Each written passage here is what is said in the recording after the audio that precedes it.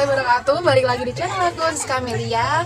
Dan kali ini aku kedatangan tamu terbaru ya, Sef ya. Iya. Siapa ya namanya ya? Dia adalah Dwi Ernawati. Kita Adalah kita adalah teman sepergengan, sepergeng motor.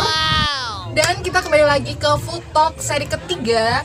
Di sini kita mau bahas tentang jamur enoki yang sekarang lagi gempar-gemparnya dibahas di sosial dunia ya kayaknya ya. Nah, kalian udah tahu belum jamur enoki itu kayak gimana sih? Nah, biasanya kalau kalian sering makan makanan all you can eat, kalian kayak makan shabu-shabu, terus apa? Sukiyaki ya? Terus kayak ada tempura. Itu tuh biasanya ada hidangan jamur enokinya.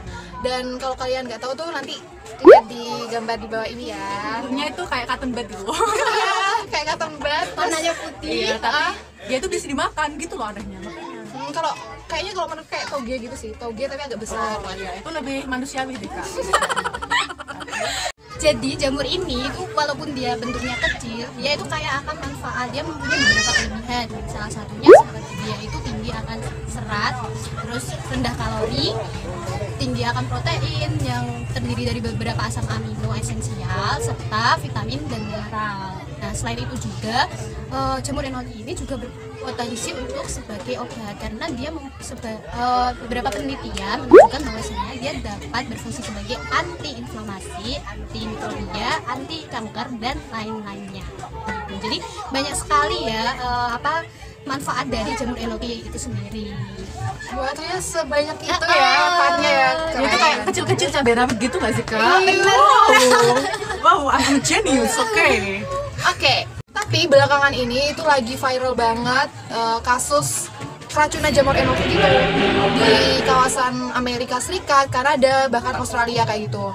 Nah, ternyata waktu aku baca-baca nih di websitenya FDA, Food and Drug Administration itu, ternyata memang benar ada kasus keracunan jamur enoki gitu di bulan Maret April gitu. Nah, ternyata waktu ditelusuri itu ternyata jamur enoki ini berasal dari Korea Selatan dan juga udah diinvestigasi apakah ia mengandung bakteri tertentu kayak gitu.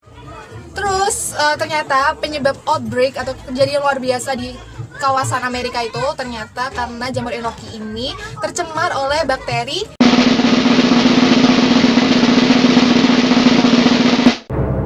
Listeria monocytogenes. Ya. Terus di sekitar bulan April itu dilakukan penarikan produk jamur enoki yang ini. Kalian bisa lihat brandnya di bawah ini, ada 3 brand. Nah, di situ tuh ternyata mengandung Listeria monocytogenes. Jadi ya udah langsung ditarik gitu dan dihentikan ini proses impornya gitu. Lalu emang apa sih bahayanya si Listeria monocytogenes, Kak? 1. Dia itu dapat menyebabkan gangguan pada pencernaan. Jadi jika sampai tertelan pada tubuh kita, maka dapat menyebabkan gangguan pencernaan. Bisa aja dia seperti sakit perut ataupun pusing ataupun jika berlebihan maka Fatal, kita bisa mati. Sangat mengerikan sekali ya. Iya, jadi walaupun dia Listeria ini kecil tapi dampaknya itu sangat besar. Wow. Gila. Wow. Gue jadi takut nih kak makan jamur gitu. Pastinya kalau ada asap pasti ada api. Nah, kalau ada masalah berarti ada solusi. I am the one your son don't need a gun to get respect up on the street. Kita pengen mengkonsumsi secara aman jamur enoki ini, caranya gimana nih kak? Yang pertama, kita juga ketika mengelola makanan sebaiknya kita harus cuci tangan bersih dulu. Kita ya. Pakai sabun selama kurang lebih 20 detik gitu.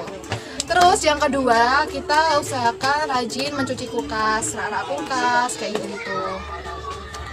Kenapa sih kak kok kita harus cuci kulkas juga?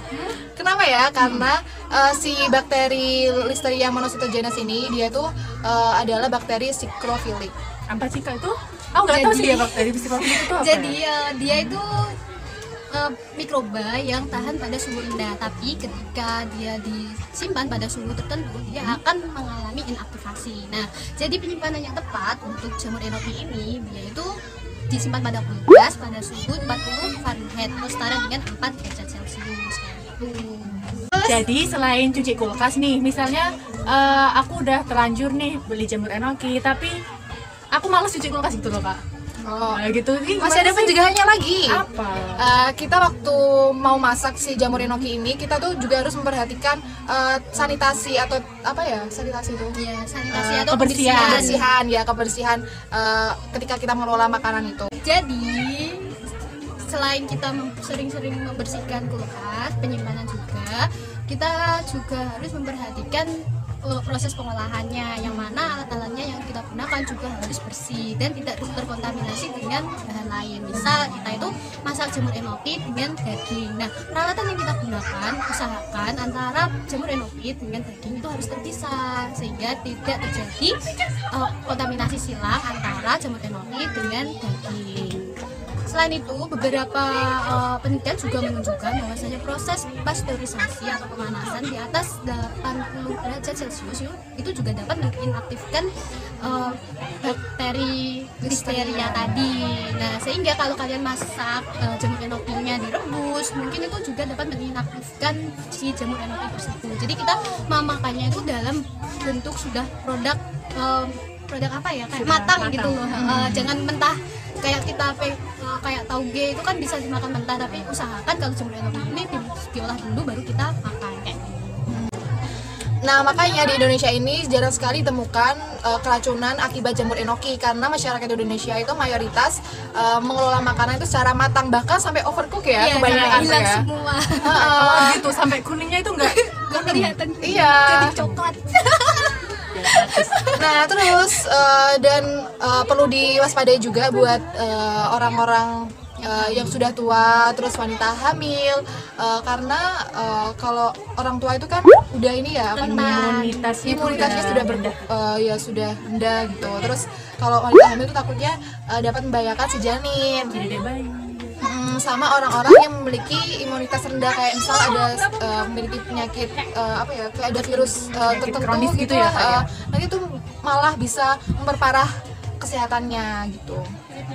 Jadi itu sekilas info mengenai jamur enoki. Nah, bila kalian ada tambahan atau informasi lebih bisa komen ke bawah ini.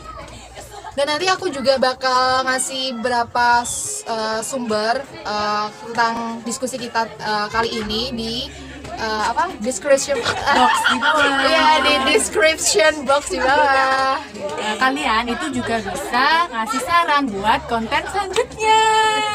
Nggak sih kan? Benar.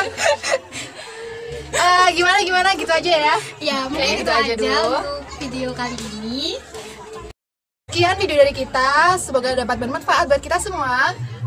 Jangan lupa Like Komen dan subscribe. dan jangan lupa nyalakan loncengnya.